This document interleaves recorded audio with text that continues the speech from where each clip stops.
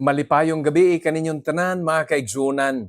Padayon ta sa pagtuon nato may tungod sa Dios balaang espiritu ug karong gabi ang uluhan sa atong pagtuon mao ang the prominence of the Spirit as God. Kung maghisgot ta sa pulong nga prominence, ang ipasabot niini ang pagka-importante sa pag-ila nato nga ang balaang espiritu Dios. Hinumduman nato nga ang balaang espiritu usa ni ka intimate o haduol nga kabahin sa ginaila nato nga Trinitarian God. Well, the word Trinity is not found in the Bible apan sa maisip nato ug mabasa nato nga adunay tulo nga nagpamatuod, Dios Amahan, unya ang pulong nga mao ni ang anak, unya ang espiritu, unya kining tulo usara sumapas panulat ni Apostle John sa 1 John chapter 5 verse 7 nan ingnon nako nga Christianity has been Trinitarian from the beginning. Karon, ablihan nato palihog ang atong mga Biblia. Naata karon sa Old Testament, Isaiah chapter 40 verses 13 and 14. Who hath directed the Spirit of the Lord? Or being his counselor, hath taught him? With whom took he counsel? And who instructed him? And taught him in the path of judgment? And taught him knowledge? And showed to him the way of understanding? Behold, the nations are as a drop of a bucket, and are counted as small dust of the balance. Behold, he taketh of the isles as a very little thing. Ang Dios magapanalangin sa mga pulong atong nabasa. Sa paghisgot din mga kaigsunan, sa Dios Espiritu, kung Spirit of the Lord, ang pangutana din sa panulat ni Propeta Isaiah, kisa may nagtudlo sa iyaha. Way mga tubag mga kaigsuunan, adun nalay sa last nga verse nga atong gibasa hinuon, doon ay sulti nga ang kalibutan mora lang ni og tinulo sa usa ka balde na may suod ng balde, ni ka man imugbo, pwede pa na mo tulo. It is just like the drop of a bucket. Gamay lang kaayo ang iyang ipasabot. Og ang tanan nga mga butang na baw-an o bisan pa sa kaalam mulabaw ang Dios bala ang espiritu. Maghisgot kita karon niining ginatawag nga attributes of God, ang mga kinaiyahan sa usa ka matuod nga Dios. Dili ko Dios, ikaw igsuon dili sab kay wa man ta nagbaton niini. Og ang una natong hisgutan mao ning pulong nga ginatawag omniscient. Ang Dios bala ang espiritu omniscient. Labaw nasayod sa tanan. Kita dili makaabot sa iyang kinaadman, dili makasurpas. Di pud ta makatupong. O magunahuna lang ta makatunga ta dili gihapon. Bisan ang mga tao nga mointa, pastor, na ako'y kaila taas kay IQ, pastor. Mubo gihapon kay na o di na angay ikumpara sa nabaw-an sa Dios bala ang espiritu. Busa ang mga questions din kinsay ang magtatambag? Tubag, wa. Kasi pa mo tambag nga siya may labaw nga nakahibaw. Kinsa man ang nitudlo niya, wala kay siya nasayod sa tanan. Ang tao, peti layo aragyod mga kaigsuunan. Gani doon ay panag-ingnon nga balikon nako ni pagsulti mo uyon ko sa kadaghan sa imong matun-an igsuon. Makakatun ka nga daghan pa di ay kaayo ang angay nimong katunan. Na matuod gyud na. Apan ang Dios bala ang espiritu nasayod niya ng tanan because He possesses the attribute of omniscience. Siya nasayod sa tanan. Ug mo ang kinahanglanon aron ang usa mamahimong nagbatun sa kinaiyahan sa Dios. Naabay mga butang nga wa nimo nasabtan, di matubag, pwede kong maingon. Inigabot sa himaya, pangutan ang balaang espiritu. Siya na sayon. Apan sa pagkakaroon, praktikal nato nga application nini, ug dunay mga butang, di nato masabtan, di nato mabaw-an, ampo sa Dios balaang espiritu, ug saligi ang iyang kasing-kasing. We do not know what will happen tomorrow. We do not know what will happen tonight.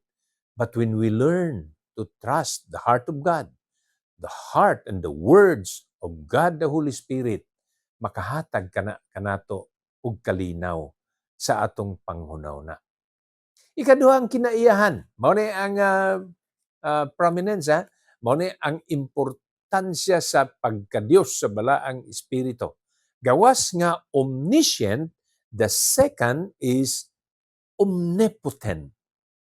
Labawng gamanan. Why makalampas, wala gani makatupong. Kanang sangpit nato nga Almighty God, sa ato pa gamhanan sa tanan. Moingon gani tag mighty, powerful naman kaay na, gamhanan naman gina. Pero moingon pag tag Almighty, that word belongs to God. Ug dili lang na God the Father, hasta ang Holy Spirit niya na. Unahon nato ang Genesis chapter 1 verse 2. And the earth was without form and void, and darkness was upon the face of the deep, and the Spirit of God moved upon the face of the waters. Kana nga verse, naglangkob niya ng pulong nga naglihok, move. It's more than literal movement in meaning. Moyong ko nga keep still, mao ni. Moyong ko nga move, mao ni. Naglihok. Apan kanang pulong nga move nga gibutang diha sa Genesis 1:2. Labaw pa kay sa naglihok, apan naa ang iyang kagahom diha sa dagway sa mga katubigan. Can you imagine that? The force, the move of the Holy Spirit is upon the face of the waters. Creation ang ginaisgutan din mga kaigsunan. Sa paglihok, apil ang Dios balaang espiritu sa kabuhatan. Ug ang gigamit dinhi nga moving speaks of the immense power, ang grabe, labihan kagamhanan sa Dios nga balaang espiritu. Mubalhin ta sa New Testament mga kaigsunan. 2 Peter chapter 1 verse 20 and 21. Knowing this, that no prophecy of the scripture is of any private interpretation. For the prophecy came not in old time by the will of man, but holy men of God spake as they were moved by the Holy Ghost. Karon mga kaigsunan, aton tan-awon pod mahitungod sa balaang kasulatan. Ang balaang kasulatan dili ni private interpretation.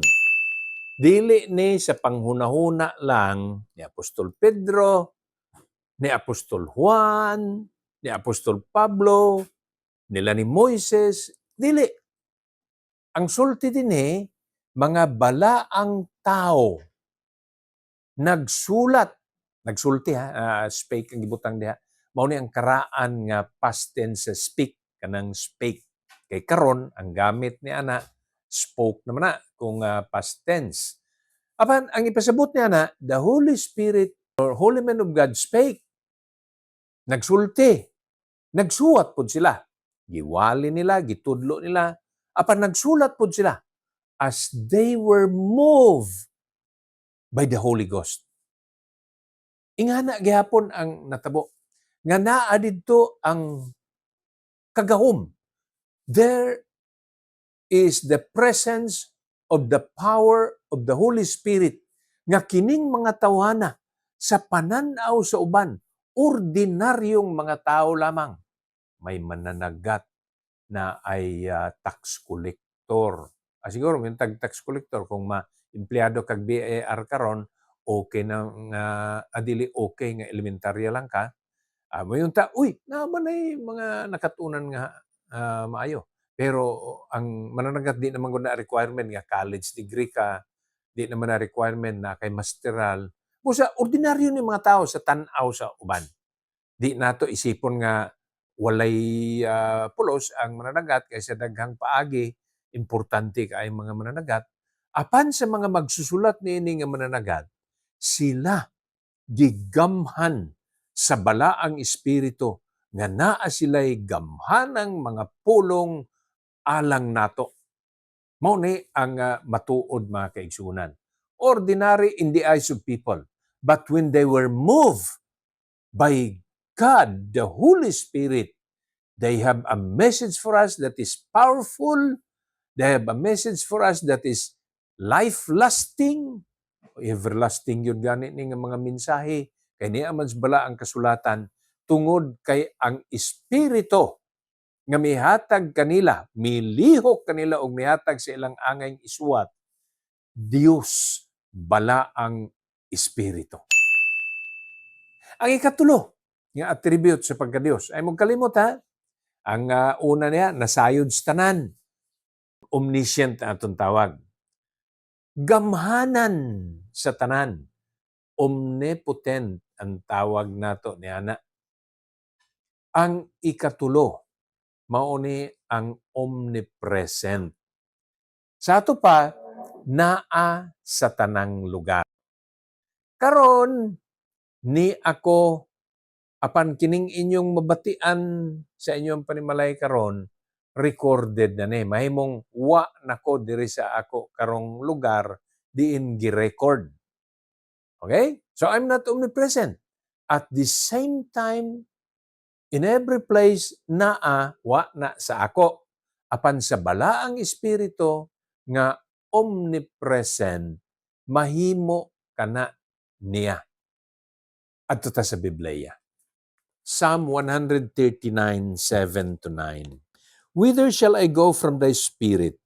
Or whither shall I flee from thy presence? If I ascend up into heaven, thou art there. If I make my bed in hell, behold, thou art there. If I take the wings of the morning and dwell in the uttermost parts of the sea, even there shall thy hand lead me, and thy right hand shall hold me. Ingon ni ini ang usa ka kinaiyahan sa Dios. Omnipresent. Dili ta makatago sa Dios. Ingon pa din sa salmista si Haring David, asa man ko mag-adto? Mutago ko, naamang ka didto. Mutago ko sa kinahiladman sa yuta, naamang ka didto. Sa langit, naagyapong ka didto. Asa man ko magtago? Na siya gigamit din sa verse 9. If I take the wings of the morning and dwell in the uttermost parts of the sea, even there shall thy hand lead me. Dili na nimo ni ma-describe. Di na nimo ni makita nga accurate kung hain man ni. The wings of the morning. Ang pako sa kabuntagon. Unsa ka ni? Mahimong naa sa silangan, mahimong naa sa kahitasan. But this speaks about the wings of the morning.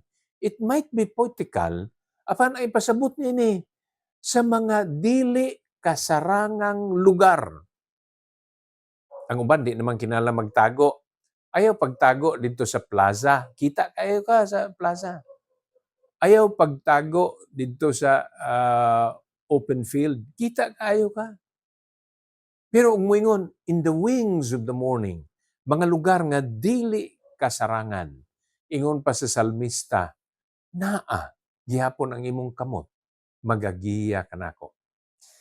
This attribute of the Holy Spirit serves as a warning and also an assurance for us. Warning kini. Tungod kay may mga tao magtago-tago, wa may nakakita, sige maghimo kog sala. Kana bitaw moingon, may tagdi ko makita ni Pastor Ron, wa ra ba ko nagdag Bible nga ni simba. May tagdi ko makita karon sa Sunday school teacher, mag-text lang ko dinhi sa likod.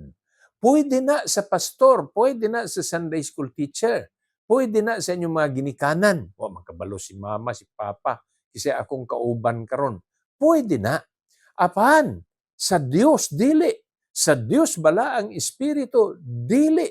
Kay asa man ka magtago, dayag. Sa atubangan, sa Dios bala ang Espiritu. Warning sa mga tinaguang sala. Apan kini usab mga kaigsuonan, assurance. Usa sad ni ka promesa nga muhatag kanatong kasiguruhan. Nahadlok ba ka ikaw lang nag-inusara? Nahadlok ba ka wa kay kauban? Masulubon ba ka ikaw lang usa? Naa ba ka sa lugar nga delikado? The assurance is the presence of God. The presence of God the Holy Spirit is with you. Naa uban nimo. Sangpit, duol, pangayog tabang kay ang Dios bala ang Espiritu nasayod ug asa ikaw kauban nimo. Muna sa kinabuhi magtuon ta nga magatubang sa mga kakuyaw kay pwede na natong masangpit ang Dios bala ang Espiritu. Busa naa ka sa kahadlok, naa ka sa pag-inusara, naa ka sa delikado, sangpit sa bala ang Espiritu. Ang dako natong katuyuan mga kaigsunan nganong ato ning gitun-an aron maila nato nga ang Dios bala ang Espiritu nagahatag siya og gabayan, leading og direksyon sa atong kinabuhi. Siya nagapanalipod nato, he protects us. And then he teaches us. Nagatudlo sab siya. Kung wa ka masayod unsay angay nimong himuon, pangayo og kahibalo sa Dios bala ang Espiritu. And most importantly, he convicts us. Mao ni ang ako nga maibilin ining maong mensahe. Ang paglihok sa balaang Espiritu, ibaw ko mabatian nimo. Apan ayaw palunga ang paglihok sa balaang Espiritu. Mas maayo nga mutuman kita, mutuman ikaw, mutuman ako, sa kabubuton sa Dios. Kay kung di, pasanon ra nato ang pagkasad-an sa hataas nga panahon. If you try to disobey the leading and the conviction of the Holy Spirit in your life, you will continue to carry in your shoulder the guilt that will not pass in a day, in a week. It could be many months. It could be years. Mas maayo nga sundon nato ang paglihok sa Dios bala ang Espiritu. Malipayon kita nga mag-ila nga nakahimo ta og mga butang kung aton tumanon. Unya kining maong mga butang makahatag og pagdaig og pagtuboy sa ngalan sa atong Dios. So, follow the leading of the Holy Spirit. He is God. Ang Dios magapanalangin kanaton tanan. To God be the glory and always shalom.